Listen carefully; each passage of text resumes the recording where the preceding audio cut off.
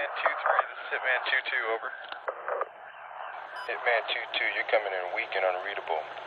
Try cleaning your handset. Try again. Hitman 2-3, this is Hitman 2-2, how you read me now?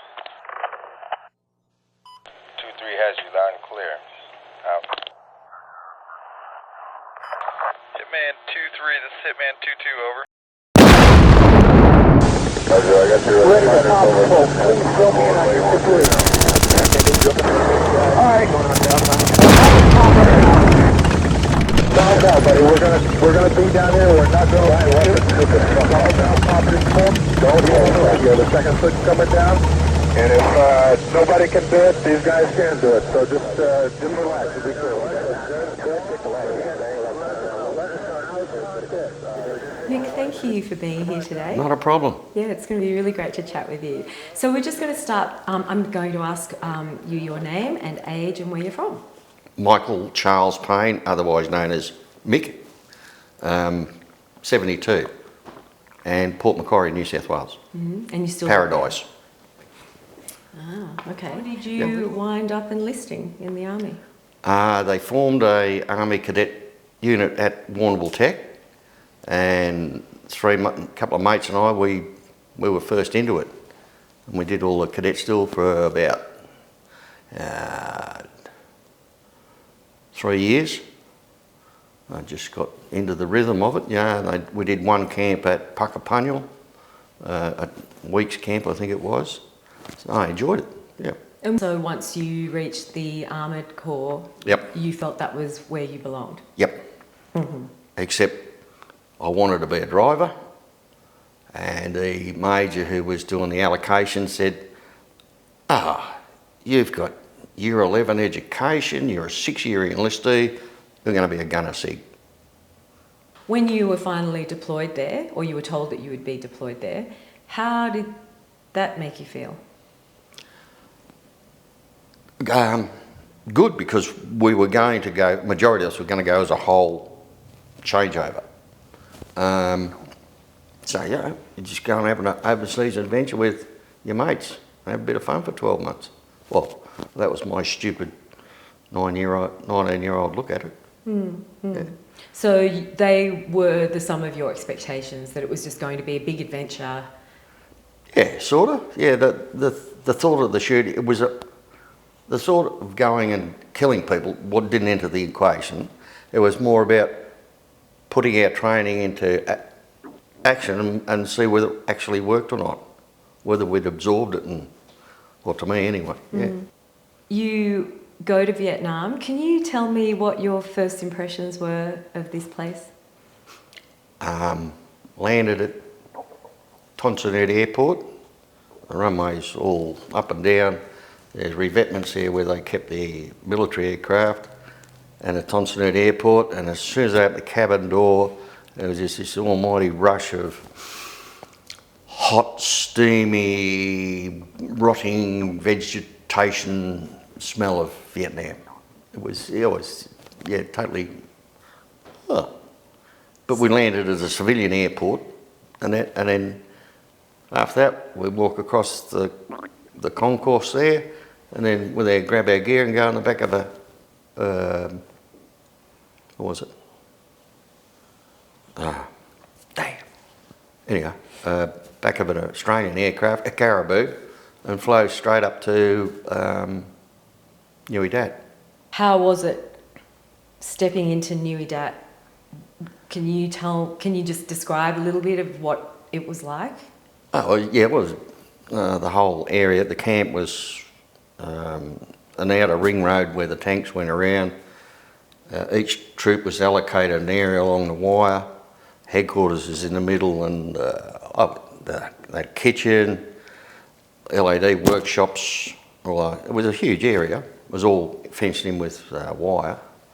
And your first week was with forward delivery troop, where you get accustomed to acclimatise is the word, to the humidity, the temperatures, and then they go through the way things work, the routine works. And most of the time there would be one troop left back in Nui Dat, and the rest would be out on operations, and then they'd just rotate over and over. So yeah, you didn't spend all your time in one place, it was all over. So you're assigned to a tank crew and you were given a particular role in that tank? Yeah, well, I was a gunner because that's where the junior bloke starts. The new boy starts in the hole. And then the bloke that was the gunner, he went across to the operator's side, so I went in the hole, and that was it. Yeah, I started off as the gunner. Mm-hmm. So can you tell me what your first operation was and what that was like for you? First operation. From memory, we were going out, opening up old NDPs, night defensive positions, or fire support bases, whatever they were. But we'd go out there along with infantry, mortars or artillery support. We'd sit around there and then we'd do clearing patrols around the place, or the infantry would do it. We'd sit there for a week, 2 weeks or whatever it was, or go dragging through the bush, just looking.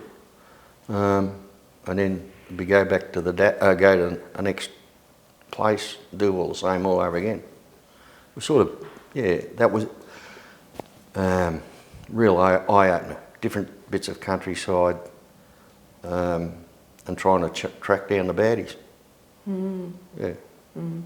And did you come into contact with those baddies? Yeah, I think, I'm not sure which fire support base or NDP it was, where we'd been sitting there for a week or something. The infantry had been doing all their stuff, and in behind us was a big hill. And as a diversion, they flew in a Chinook, I think it was, and we were made to, like, as if we were leaving. The Chinook flew in and dropped off 3 SAS soldiers, and then it disappeared off, and then we're pretending we're leaving, and the next minute 3 little baddies come running down the hill. So the 3 SAS blokes got into one and then come roaring down the hill and called the chopper back and left. So I guess you must have felt a bit of an affection towards your tank. Would that be right? It was home. It was it was our support system. So you would have gone out on many different operations, and Yep. some were overnight, some were for a much longer duration? Yeah. I probably think most of our deployments were at least a month. You'd be out in the bush for at least a month, if not longer. A couple of times when we were in the DAT, we used to go out every night and do night ambushing. The rest of them were at least a month longer. Yeah. And what was your preference, Mick? Did you prefer the short stints or the longer operations? Didn't matter. Didn't matter. No, it was all the same.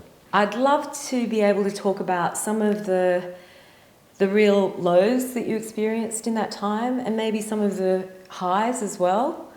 Can you give us a little bit of insight into some of those experiences? Well, we did a couple of we had live bunker contacts. The one I remember was Pedro was Charlie beside us, Alpha's in the middle, the boss was on the right, and we were sort of almost track guard to track guard pushing into the jungle, and to do that we fired canister to clear the vegetation away. And so one vehicle go forward about a vehicle's length of everybody else, fire, fire, fire. But at one stage Pedro was just coming forward and his muzzle was about level with our operator's hatch, and I stuck my head out to have a look. And that's when he went bang, and I didn't hear another thing for days. Have you had any permanent hearing damage? Yep. Yeah. I think that was accumulation of being in a gunner's seat, the operator's side, and that little thing of guns going off all the time. But it wasn't funny at the time, but I look back at it and it was stupidity on my own part. Another one, once again, we're going where they'd found a track going into a bunker system. So a scout went forward with an interpreter, and then we lined up ready to go in. So I just got out the track guard. We had a set of water bags, Sabrinas. So I got out of the turret, having a drink of water. There was fire up the track where the Scout and the High Charm were. I dropped the Sabrinas, and to this day, I don't remember where the Sabrinas went to, but I was back in the turret in a nanosecond. It was just, and then I don't remember most of the contacts.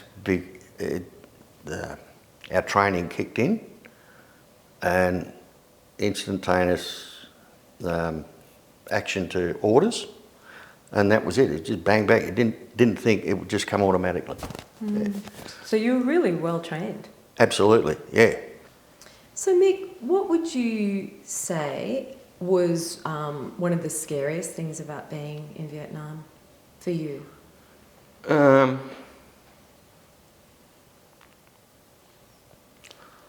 After one contact,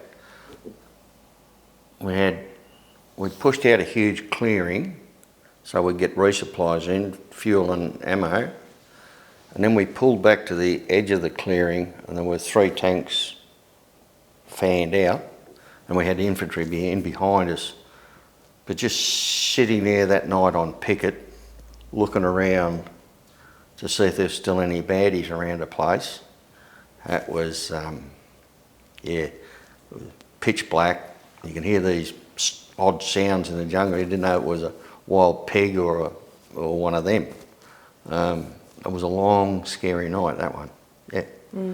Yeah. And so, just listening to you boys over the last few days, you went through some really serious and intense things together, but you had a lot of fun as well. Yeah. Tell us a little bit about some of those amazing high moments. We had Christmas in the bush, sitting around eating, I can't remember exactly what it was, but it wasn't normal rations. Somehow I think George had finangled it. We ended up with ham and all this stuff sitting out in the middle of nowhere, having our own little Christmas. So, you're coming to the end of your tour of duty. You've spent 12 months there. I'd just like to know what it was like for you approaching the end of that period. 10 days prior to leaving, you got happy pills, because up until then, every day you had to have malaria tablets and something else. So at the end of it, at 10 days to go, you got a packet of happy pills. It meant you were going home. Nobody's got 365 days to go. I've only got 10, 9, 8, 7, 6. And by that time, you weren't, if you weren't required, you wouldn't go bush. So what's going through your head in those days? I hope I don't have to get called back out in the field. I didn't really think a great deal about getting home. It was more about leaving. We've just got a great bunch of mates here. What's going to happen to them when I'm not there? It was a little bit down, but really high because I'm going home. Yeah. You would have been aware of the controversy in Australia about what was happening in Vietnam. How do you think you were viewed by people when you came back? Judy didn't tell anybody that I was in the army or in Vietnam. When I caught up with the mates I went to school with, it was a totally different. I went down to the local pub with them and we're having a great time, and then I walk up the bar and I shout, and the barman says, "How old are you, sonny?" This is 3 days after I come back from Vietnam. He nearly got his lights punched out. So can you give me a sense of what your state of mind and body were after you returned from Vietnam? 10 foot tall, bulletproof. I thought I was in a pretty good state of mind, yeah. I was just ready to tackle what was next going on. I mean, that was getting married. Mm-hmm. Yeah. So you were focused on that? Yeah. Mm-hmm. Getting a car, getting sorted out, catching up with friends. Yep. Yeah. So you felt like you were pretty intact, that everything was okay? Yep. I'm okay. Yeah? Yeah. At which point did some things start unravelling for you? Oh, that was years later. Because I stayed in, went back to the same routine at Armoured Centre, that's probably 50-80% Vietnam vets. We all were in the same frame of mind. We all carried on like lunatics, but that was our normal. It wasn't until I actually got out of the army I realised how different army was to civilian life. It was two should never meet. Yeah. So it was a difficult transition back to civilian life for you. Yeah, and that's probably about then. I probably really started drinking. Yeah, that was, I don't know. Used to drink a lot in a mess, and drinking just became a normal part of the day. Get through the day, have a few beers. Well, I was starting to have a few more beers. Yeah. Were you aware that you had suffered from some PTSD? No. When I was at driving and servicing wing as an instructor, and then as the wing sergeant major, Judy said, "You ought to go and get some help. You're not. There's something wrong with you." And at that time, VVCS had just opened an office in Melbourne. Vietnam Veterans Counselling Service. So I arranged to go down there on a sports afternoon, so nobody knew I was missing. They were in the early stages of the VVCS, and they were in their learning phase, and all they want to know is how many baddies I shot, what did you do, what horrible things did you see, and all that sort of. Get out of here. They weren't concentrating on the psych, whatever problem it was. So, yeah, after about 3 visits, I gave up. Yeah, thought that was a waste of time. Mick, when we were talking yesterday, you did mention that you did have, from time to time, some suicidal feelings. Yep. Are you able to talk a little bit about that? Yeah. What was that? After I got out, we bought a block of land, built a house, kids got to go to high school. I applied for several jobs around the place. One was at the boat shed down on the river. A bloke who is now a great mate. And I just be cleaning boats, cleaning up fishing rods, doing that sort of stuff around the boat shed.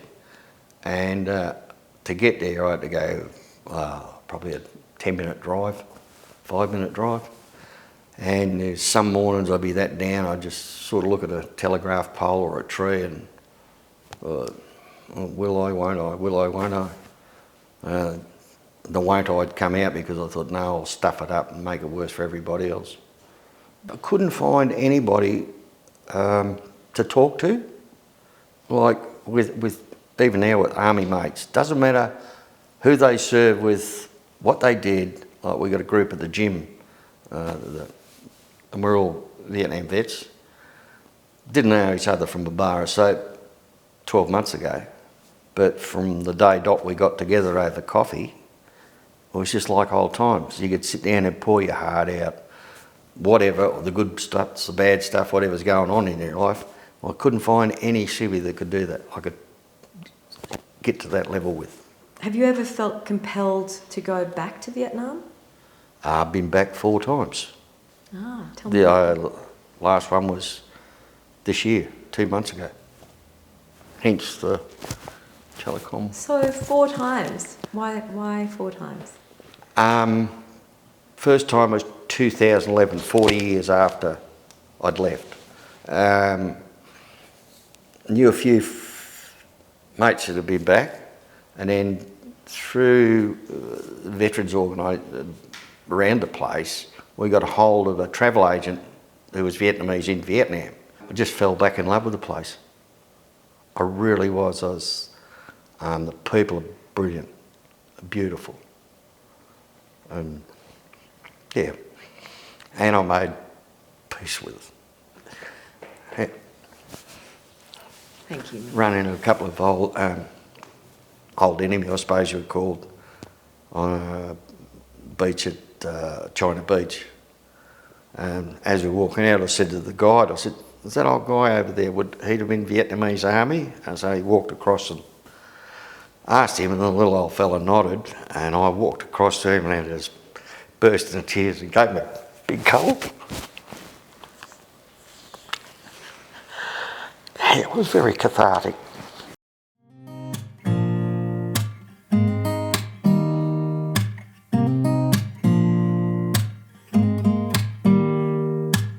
Don't need someone to save me, no, and don't come running to blame me.